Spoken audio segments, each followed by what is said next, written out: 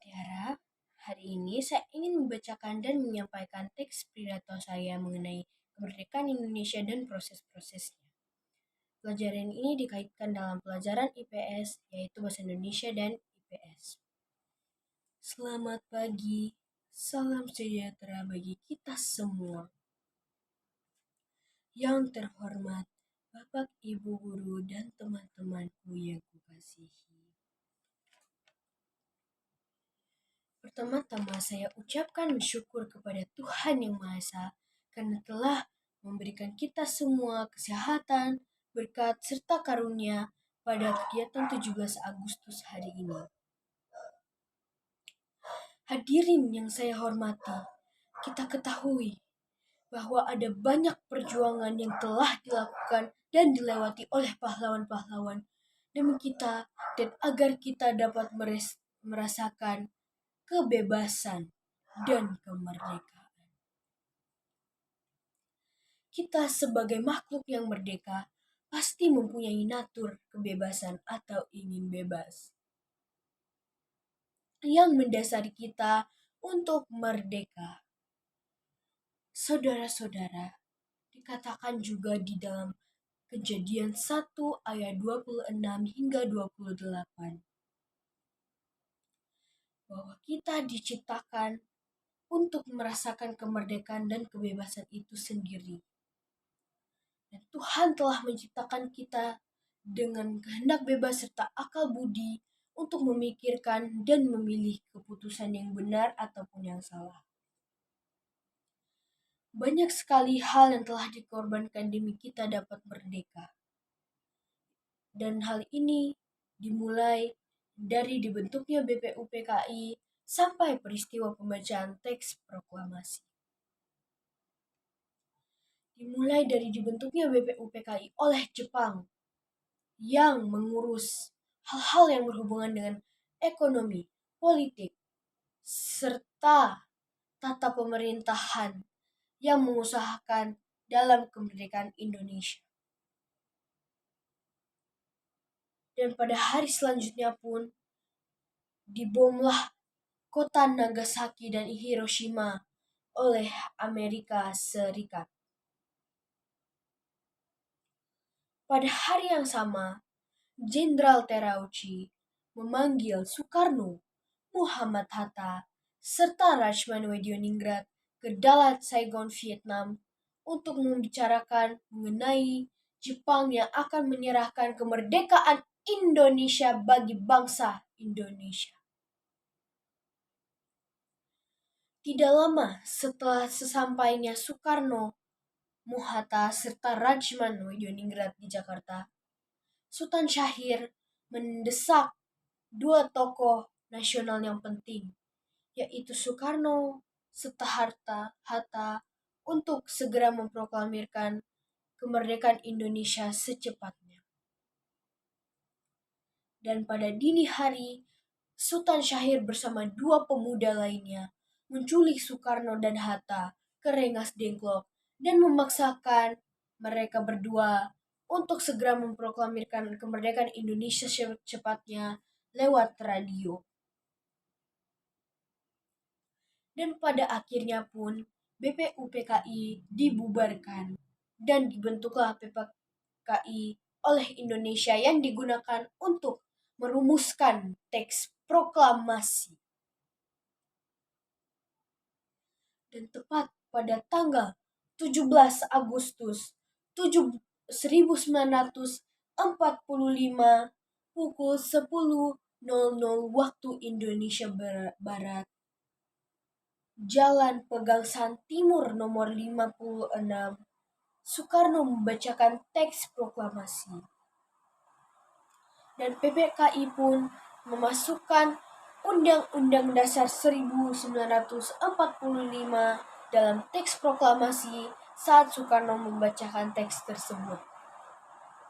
Dan inilah momen yang kita tunggu-tunggu, di mana Indonesia telah dinyatakan sudah merdeka.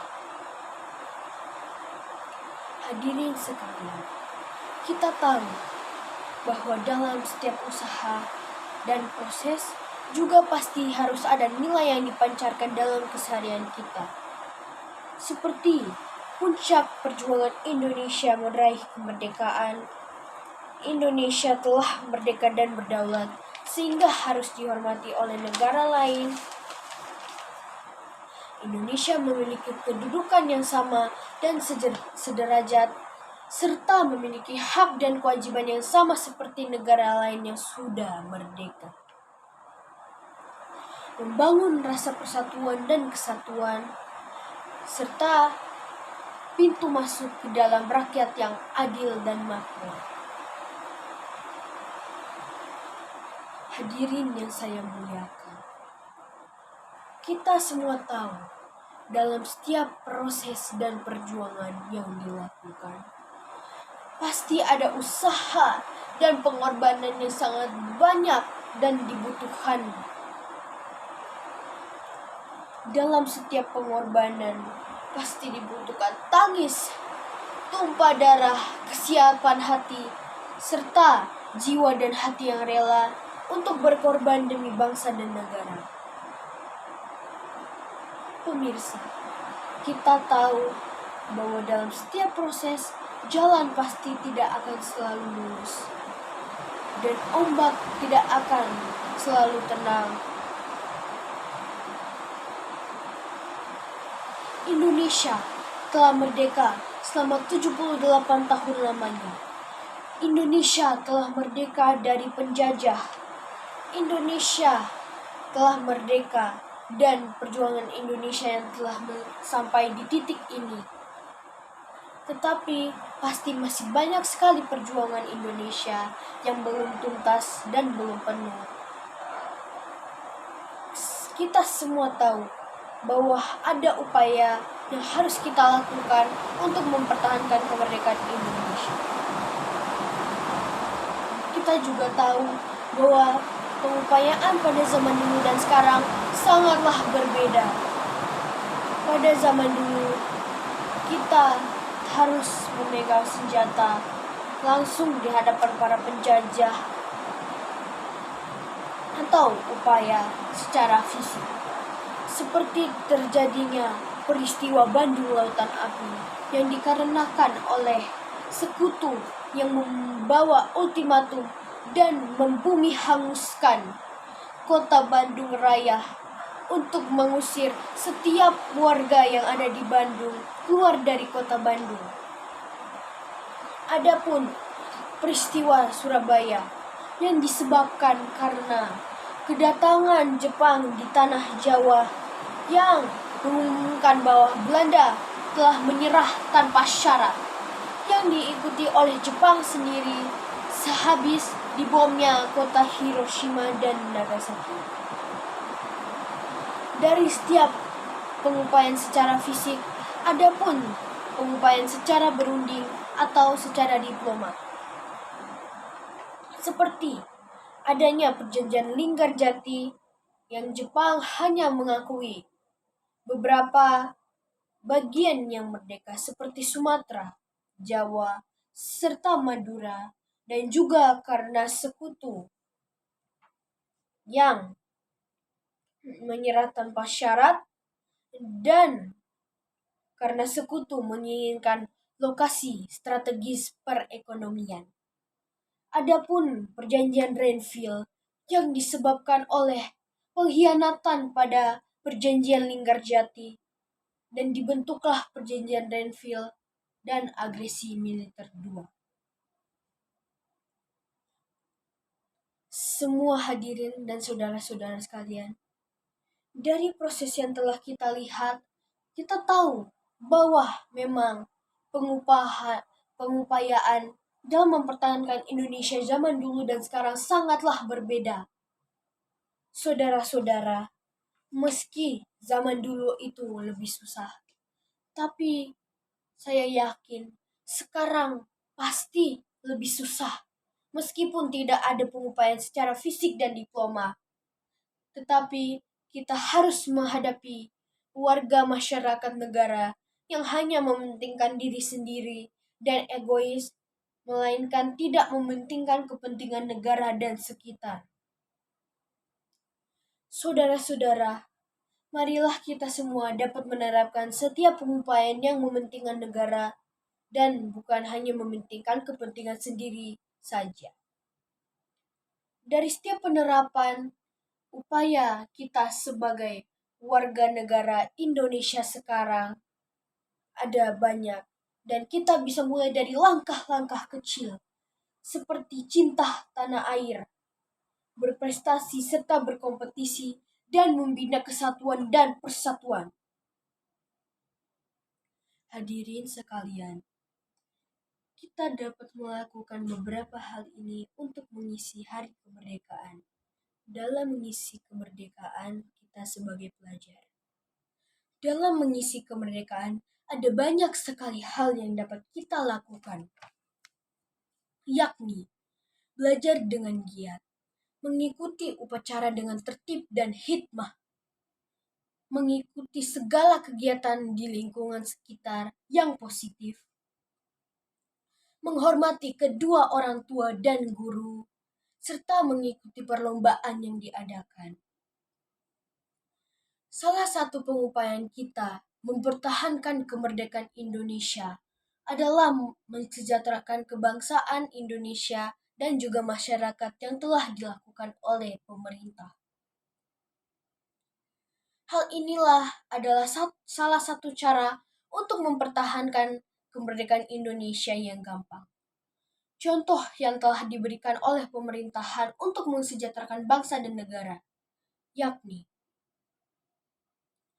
pembayaran pajak agar pembangunan infrastruktur serta fasilitas umum tetap dapat berjalan lancar, menghargai sesama atau toleransi antar warga, dan dari perbedaan ras, suku, agama, serta budaya.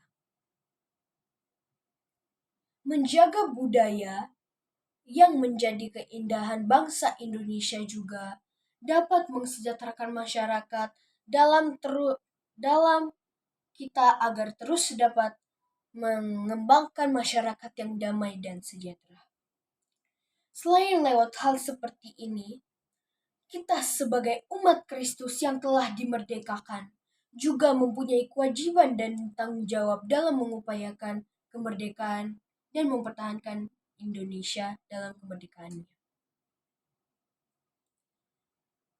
Kita sebagai umat Kristus yang telah dimerdekakan, seperti ada yang dikatakan dalam Galatia 5 ayat 13 berupa, untuk kita yang telah dimerdekakan dari dosa, dikatakan bahwa kita sebagai umat Allah tidak boleh menggunakan hari kemerdekaan semena-mena untuk melakukan dosa, melainkan melayanilah orang dengan penuh kasih. Dari sini kita bisa melihat bahwa kita telah diutus untuk melayani orang dengan penuh kasih dan damai bagi orang lain. Sekian pidato saya pada hari ini. Saya berharap agar kita semua bisa menjadi saksi dan duta Kristus dalam kehidupan kita sehari-hari. Dan kita juga dapat dilihat bahwa ada Kristus dalam diri kita. Dan dalam kehidupan kita ada Kristus dalam diri kita yang dapat dilihat oleh orang lain setiap hari.